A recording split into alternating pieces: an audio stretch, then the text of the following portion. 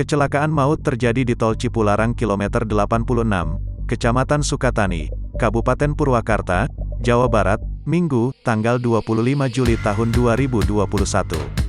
Kecelakaan maut yang menewaskan dua orang tersebut terjadi sekitar pukul 13 waktu Indonesia Barat. Kecelakaan maut ini menimpa mobil minibus Xenia bernomor polisi T1396BD yang melaju dari arah Jakarta menuju Bandung. Mobil tersebut ringsek setelah diduga mengalami pecah ban lalu oleng dan langsung menabrak pembatas jalan. Sementara dugaan awal diperkirakan pecah ban sebelah depan kanan, mobil oleng dan menabrak pembatas, kata Kanit PJR Cipularang, Ibtu Herdianto. Menurut Herdianto, dari total 8 penumpang minibus tersebut, kecelakaan tunggal sendiri menyebabkan 2 orang penumpang meninggal dunia di lokasi kejadian, sementara 6 orang lainnya mengalami luka-luka. Untuk kendaraan 1 cuma masih dalam penanganan, korban masih 2 dalam penanganan 3 di rumah sakit.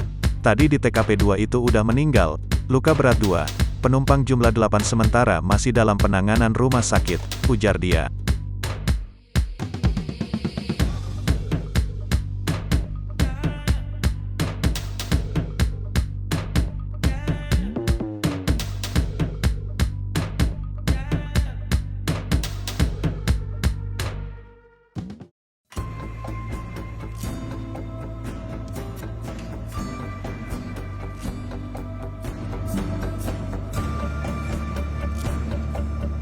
Jalan Raya Padang Painan, macet akibat minyak jenis solar tumpah di Jalan Dekat Taman Nirwana Sungai Bremas, Kelurahan Gaits, Kecamatan Lubuk Kilangan, Kota Padang, Provinsi Sumatera Barat, Sumbar.